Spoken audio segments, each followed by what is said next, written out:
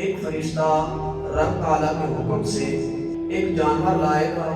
میں اس جانور کو بالکل سلاد پر کھڑا کر کے نا لوگوں سے پوچھے گا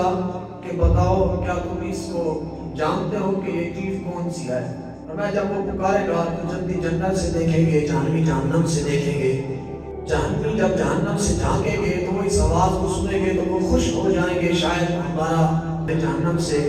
نکلنے کا ٹائم آ گیا، اب ہم جہنم سے نکالے جائیں گے۔ تو اس وجہ سے خوش ہو کر جہنم سے جھانک کر دیکھیں گے۔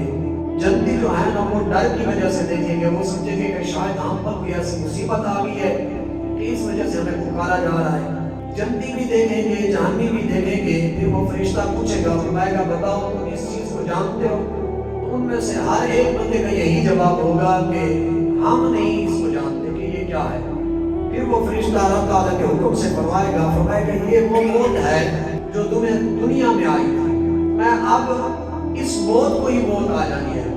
میں اب یہ موت ختم ہو جائے گی، اس کے بعد دوبارہ کسی بندے کو موت نہیں آئے گی۔ پھر جو جہنم میں ہوگا وہ ہمیشہ ہمیشہ کے لیے جہنم میں رہے گا،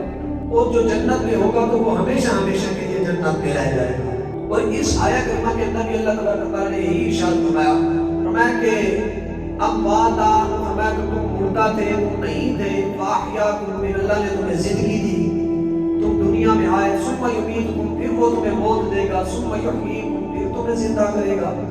ثم الیہ ترجعون، پھر اس کے بعد تم رب تعالیٰ کی طرف پلٹ کر جاؤ گے۔ ہمارا موضوع چل رہا تھا غازی مدین شہید رحمۃ اللہ علیہ کے بارے میں، کیونکہ اللہ کریم نے قرآن پاک کے اندر ارشاد فرمایا وَلَا تَقُولُوا لِمَنْ يُقْتَلُ فِي سَبِيلِ اللَّهِ أَمْوَاتٌ، فرمایا وہ لوگ جو اللہ کے راہ میں مارے جائیں یا مر جائیں، فرمایا فی سبیل اللہ اموات، ان کو مردہ نہ کہا کرو، بل احیاء، بلکہ وہ تو زندہ ہوتے ہیں، وَلَٰكِن لَا تَشْعُرُونَ، فرمایا تمہیں شعور نہیں ہے، یعنی اللہ نے فرمایا کہ تمہارے پاس اتنی عقل نہیں ہے، اتنی سمجھ بوجھ نہیں ہے کہ اللہ نے ان کو کیسے زندہ رکھا ہے۔ اللہ فرما رہا ہے کہ وہ زندہ ہے تو بس زندہ ہے۔ اب ایک بندہ اٹھ کر کھڑا ہو کر وہ کہے کہ نہیں جناب میں نہیں مانتا کہ وہ زندہ نہیں ہے، مردے، تو وہ مانے یا نہ مانے، لیکن جب رب نے کہہ دیا کہ وہ زندہ ہے تو بس زندہ ہے۔ اب ایک نہیں ہزاروں لاکھوں کروڑوں کھڑے ہو کر وہ کہتے رہے کہ جناب مردے زندہ نہیں ہوتے تو ہم نے کسی کی بات نہیں مانی، کیوں کہ جب رب کا واضح فرمان ہمارے سامنے آ گیا کہ اللہ نے فرمایا وہ لوگ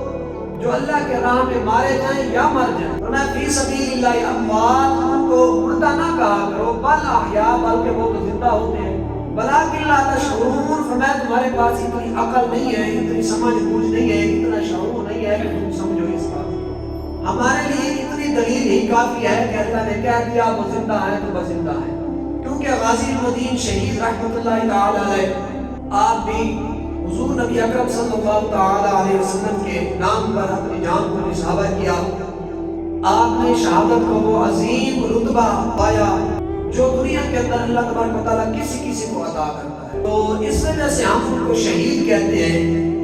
کیونکہ انہوں نے جو جان دی تھی وہ کسی دنیا دار کے لیے نہیں دی تھی،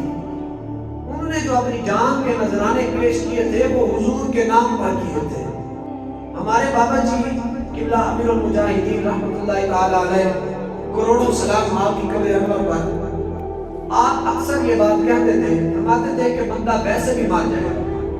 ہارٹ اٹیک سے بھی بندے مر جاتے ہیں، ایکسیڈنٹ سے بھی بندے مر جاتے ہیں، کسی اور بیماری کی وجہ سے بھی بندے مر جاتے ہیں، لیکن وہ کہتے ہیں جس تو اس وقت آئے گا کہ بندہ مرے، اور مرے بھی آقا نامدار کے نام پر۔ مرنا تو ویسے ہی ہے، لیکن جب بندہ حضور کے نام پر مر جائے گا اس بندے کی دنیا بھی آباد ہو جائے گی اور آخرت بھی آباد ہو جائے گی۔ آپ تاریخ اٹھا کر دیکھ لیں، جن لوگوں نے حضور کے نام پر اپنی جانوں کے نذرانے پیش کیے، اتنی صدیاں گزرنے کے باوجود بھی آج ان کا نام موجود ہے۔ بلکہ انسان کو بڑی ایک عظیم بات ہے، ایسے ایسے جانور بھی گزرے ہیں تاریخ کے اندر جن جانوروں نے حضور کے نام پر اپنی جانوں کو نشانہ کیا، وہ جانور بھی تاریخ میں ان اوراق کی روشن اور واضح دلیل بن گئے جن کو صدیاں گزرنے کے باوجود لوگ ان کو بھی یاد کرتے ہیں۔ میں ایک مختصر سا آپ کو بتاتا چلوں، آج سے کئی سو سال پہلے منگولوں کے دور حکومت کے اندر نا منگولوں نے ایک کانفرنس رکھی تھی. انہوں نے کانفرنس رکھی, ان کے اندر بڑے بڑے ان کے پادری اور بڑے بڑے ان کے مولوی آئے. لوگوں نے وہاں طرح طرح کی انہوں نے تقریریں کی, وہاں طرح طرح کے انہوں نے جناب اپنی دین کی تبلیغ کی. وہاں ایک بندہ تھا جس کے پاس ایک کتا تھا, تو وہ کتا شکاری تھا. وہ کتا لے کر اس مجلس میں, ان کانفرنس میں, اس محفل میں آیا, اور اس کتے کے گلے کے اندر نہ سونے کا زنجیر ڈالا ہوا تھا. امام حجر بن عسقلانی رحمۃ اللہ تعالی علیہ نے اس واقعے کو نقل کیا ہے. جب اس کانفرنس کے اندر ایک پادری اور پوپ نے حضور صلی اللہ علیہ وسلم کی ذات اقدس کے حوالے سے بات کی, تو کتے نے وہ زنجیر توڑا, اور توڑ کرنا چھلانگ لگا کرنا اس پادری کے گلے میں ڈال کرنا اس نے اپنا منہ ڈال دیا. لوگ دوڑے اور دو کر اس کتے کو چھڑایا, اور چھڑا کر واپس لے آیا, اور اس پادری کو کہا کہ تم نے حضور کے بارے میں بات کی ہے, مسلمانوں کے نبی کے بارے میں تم نے بات کی, اس وجہ سے یہ کتا تمہیں کاٹنے کے لیے آیا. اب وہ آگے سے طویلے کرنے لگا, کہنے لگا نہیں یہ بات نہیں ہے, بات اصل یہ ہے کہ میں جب تقریر کرتا ہوں تو میں ہاتھ اٹھاتا ہوں تو وہ کتا شاید سمجھتا ہے کہ یہ مجھے مارنے لگا ہے, اس وجہ سے وہ کتا میری طرف آیا. لوگوں نے کہا کہ مسئلہ یہ نہیں ہے, مسئلہ یہ ہے کہ تم نے اللہ کے نبی کے بارے میں بات کی. لوگ کتے کو لے آئے اور اس کے مالک کو کہنے لگے کہ اس کو مضبوطی کے ساتھ پکڑو, اور اس نے پادری نے پھر دوبارہ بات کی, تو پھر کتا وہ اسی طرح زنجیر کو توڑتا ہوا پھر اسٹیٹ کی طرف چلا گیا. پھر جا کر اس نے پادری کو دبوچ لیا. پھر لوگ کتے کو چھڑا کر واپس لے آئے. پھر اس کو منع کیا کہ تم یہ کام نہ کرو,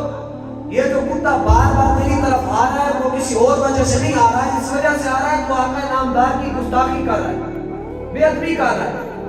اب پھر اس نے پادری میں جناب آگے طویلیں شروع کرنے لگا, کہنے لگا نہیں, جب میں تقریر کرتا ہوں ہاتھ اٹھاتا ہوں تو کتا سمجھتا ہے شاید مجھے مارنے لگا, اس وجہ سے کتا میری طرف دوڑتا ہے. جب حتیٰ کہ اس نے تیسری مرتبہ پھر اس نے بات کی نا حضور کے بارے میں,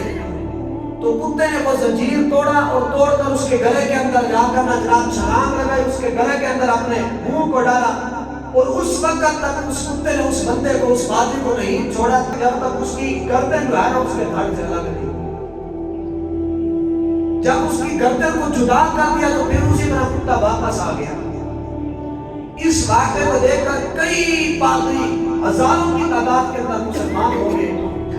کہ آج تک دیکھ لیں کہ جس کتے نے حضور کے نام پر اپنی جان کے نذرانے کو پیش کیا, اس کتے کا تذکرہ آج تک موجود ہے.